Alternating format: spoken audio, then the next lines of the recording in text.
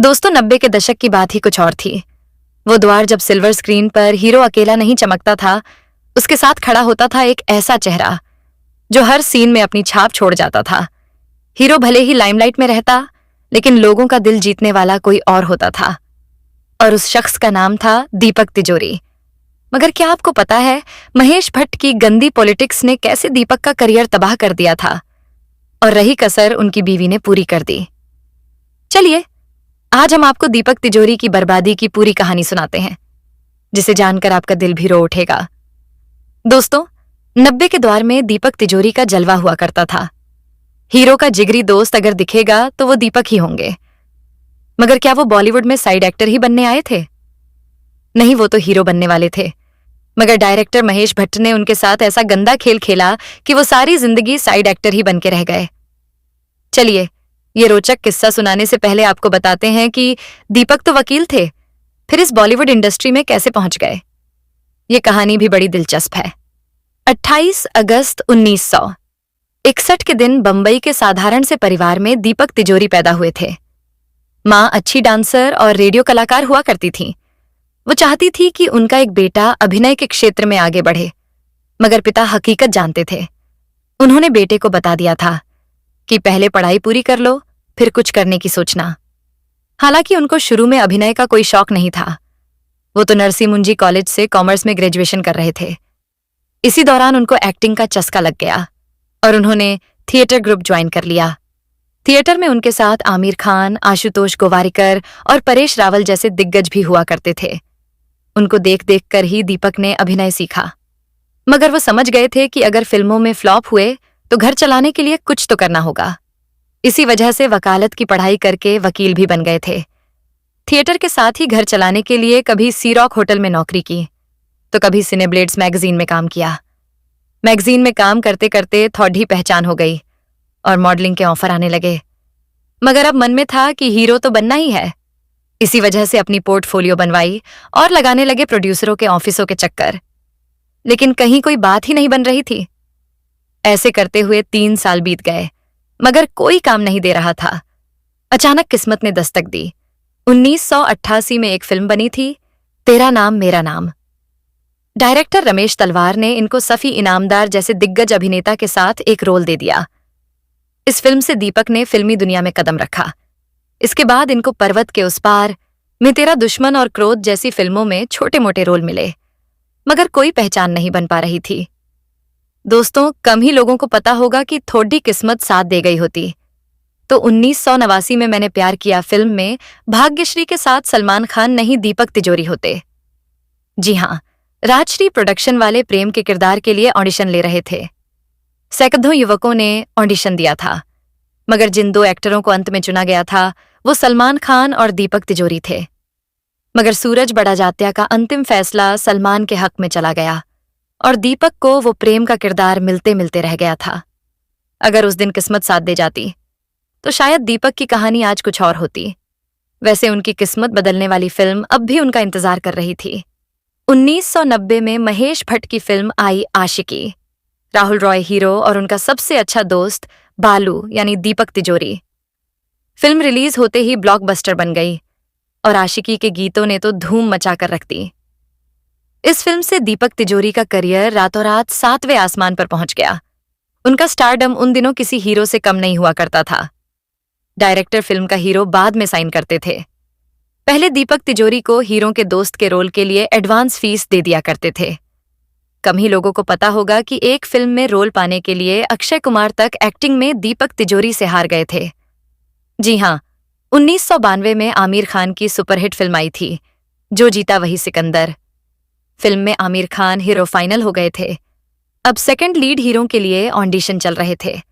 अक्षय कुमार और मिलिंद सोमन भी वो विलेन का किरदार हासिल करना चाहते थे। दीपक तिजोरी भी ऑडिशन के लिए पहुंचे।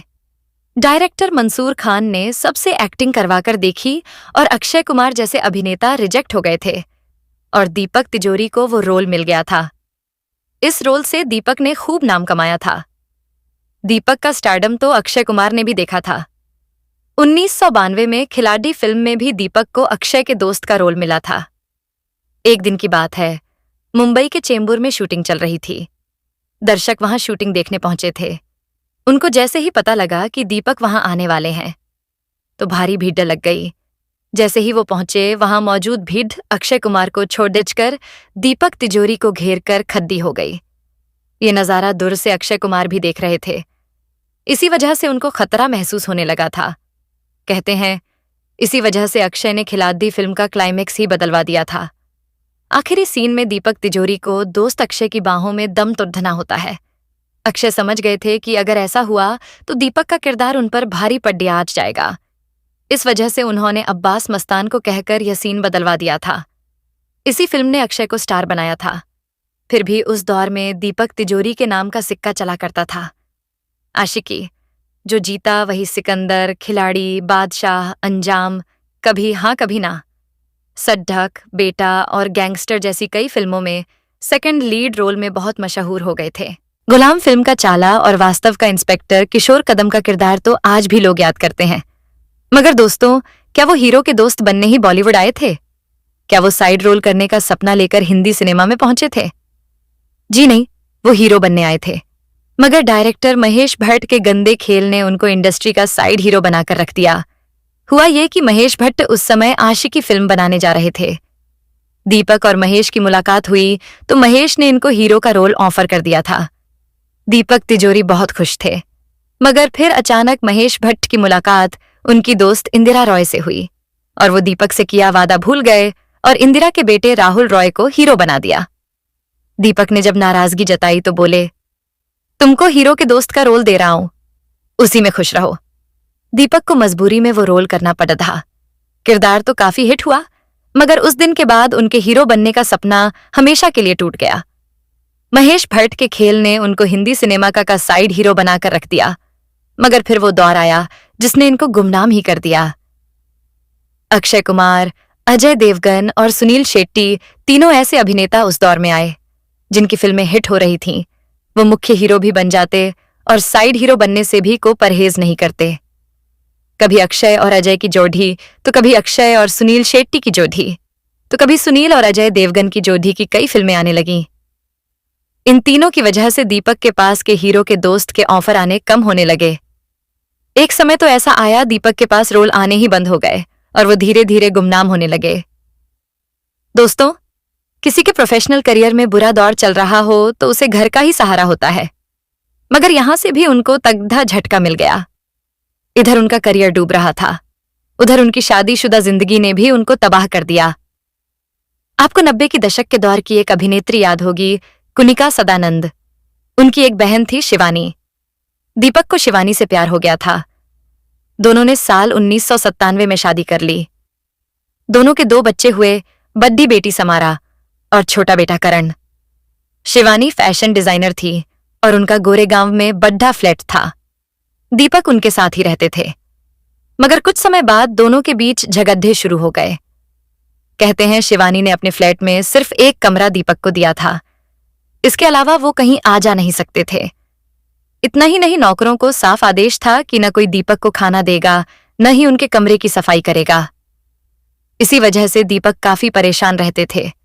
फिर बाद में उनकी बीवी ने ही उनको अपने घर से ही निकाल दिया और ये अभिनेता सडी DDHक पर आ गया। कभी वो अपने माँ बाप के घर तो कभी किसी दोस्त के घर किराए पर रहा करते। दीपक ने परेशानियों से एक बार फिर उठने की कोशिश की थी जब उन्होंने फिल्म डायरेक्शन में हाथ आजमाया, मगर यहां भी उनकी किस्मत दगा दे गई। टॉम, डिक और हैरी, फॉक्स और खामोशी खौफ की एक रात जैसी फिल्मों में वो डायरेक्टर बने। मगर सारी फिल्में बुरी तरह फ्लॉप हो गई और दीपक पूरी तरह से तबाह हो गए। इन दिनों वो मुंबई में रहते हैं और वेब सीरीज में छोटे मोटे रोल कर गुजारा कर रहे हैं। तो दोस्तों, इस वीडियो में फिलहाल इतना ही। बाकी दोस्तों, दीपक तिजोरी की एक्टिंग आपको कैसी लगती है और उनकी कौन सी फिल्म आपको सबसे ज्यादा पसंद है? नीचे कमेंट करके जरूर बताइएगा। और अगर आपको हमारी ये पेशकश पसंद आई हो तो चैनल स्टार मनोहर राठौर को सब्सक्राइब करना ना भूलिएगा।